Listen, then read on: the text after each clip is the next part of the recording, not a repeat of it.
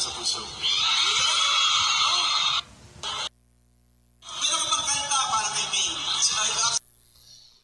Welcome back mga kaaldab.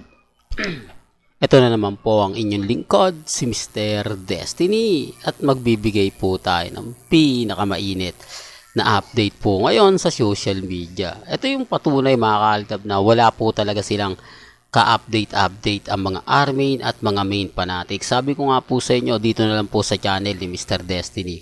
Kung gusto nyo lang po ng mga latest, talaga naman pong nangunguna tayo.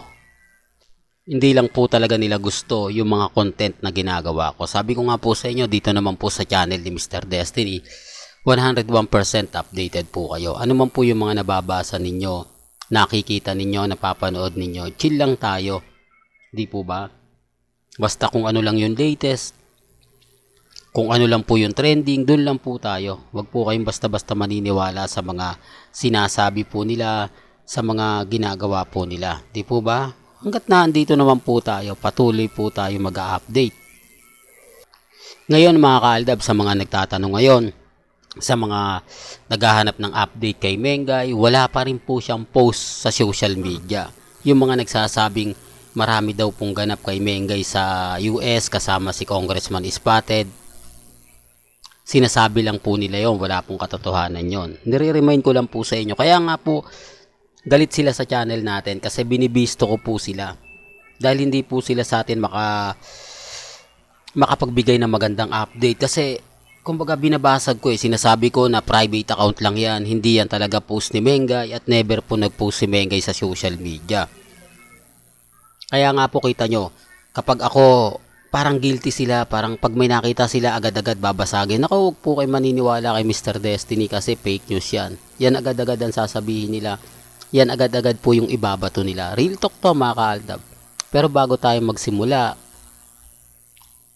kung bago ka lang sa channel na to, at isa kang true-blooded Aldab Nation na nagmamahal po kila Mengay at Isoy, tama po ang channel na pinuntahan mo. Kaya consider na po kitang bagong subscriber. At huwag mong kalimutang i-share ang mga video po natin sa mga mami, sa mga titas at sa mga senior. Remind ko lang po sa mga nagre-react, sa mga nagko-komento, lahat po ng mga ina-update ko, pabor man o hindi sa Aldab, lahat po naman makikita ninyo.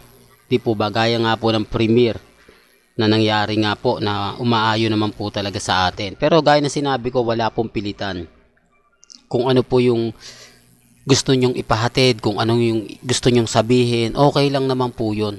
Di po ba? Hindi naman po ako kumbaga namimilit sa mga taong ayaw maniwala, di po ba? Basta sa akin update lang naman po yung binibigay ko. Kung ano yung latest, kung ano yung trending, kung ano po yung hinahanap ng mga netizen sa EAT, sa premiere night ni Alden, wala pa rin pong update ang EAT. Wala pa rin pong update si Mengay sa kanyang Instagram, sa Twitter, sa Facebook. Tapos ang dami mga repost na ginagawa ng mga armain at main fanatics. Normal lang yan kasi marami pong nagtatanong ng mga followers po nila, ano na nga po ba yung latest? Bakit wala pang update si Mengay? Si Alden napakarami na. Kaya yung Aldab Nation tuwan-tuwa, tayo wala man lang bigay na update. Si Ibiang kamusta na? Yung tipong ganon mga kaaldab. Yung kailangan mong gumawa ng mga edited picture para lang may maipakita ka sa mga followers mo. Para lang may pakita ka sa mga nag-aantay sa'yo. Di po ba? Real talk mga kaaldab. Tignan nyo kasi, kapag sa Instagram, pag walang update si Mengay, di po ba nakakaumay?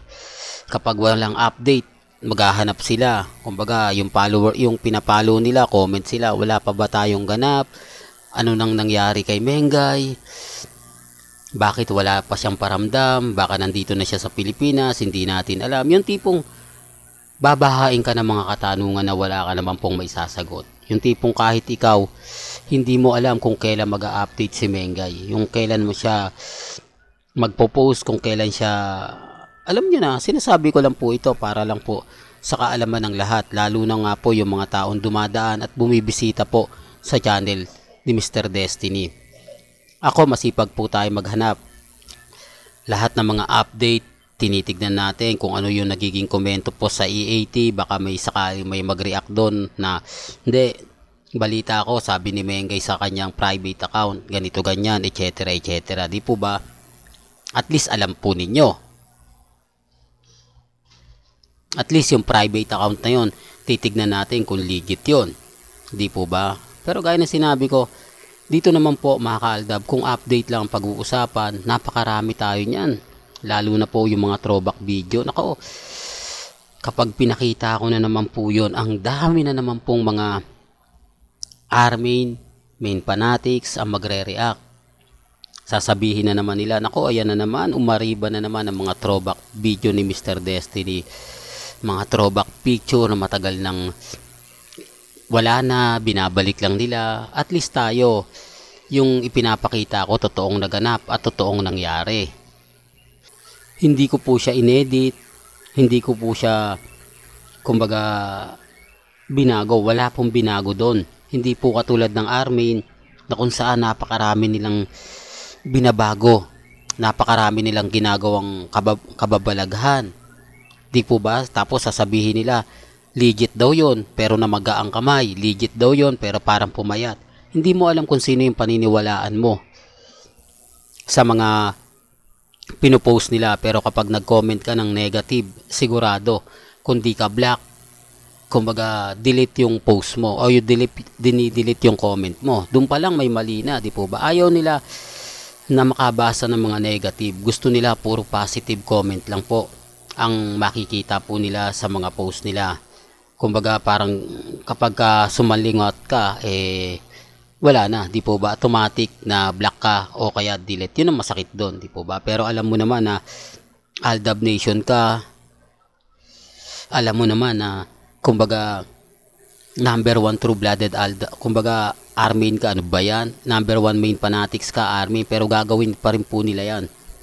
Dahil ayaw nga po nila ng mga negative comment, di po ba? Respeto na lang po sa mga hindi naniniwala. Sa mga nagsasabi ng fake news yan, si Mr. Destiny, wag niyong pupuntahan yan, wag niyong sisilipin o wag niyong tangkaing, kumbaga tignan yung channel niya. Yun yung mga bitter po talaga sa akin, na wala na po akong ginawang maganda para po sa kanila. Real talk yan mga kaaldab. Well, hanggang dito na lang po yung updates natin. Kaya kung gusto nyo pa po ng pinaka-latest at sariwang update, abay tutok lang po kayo dito sa channel ni Mr. Destiny para updated po kayo sa mga latest at sa mga bagong video po na ilalabas po natin maya maya lang. Hanggang sa muli, salamat po sa panonood at pakikinig.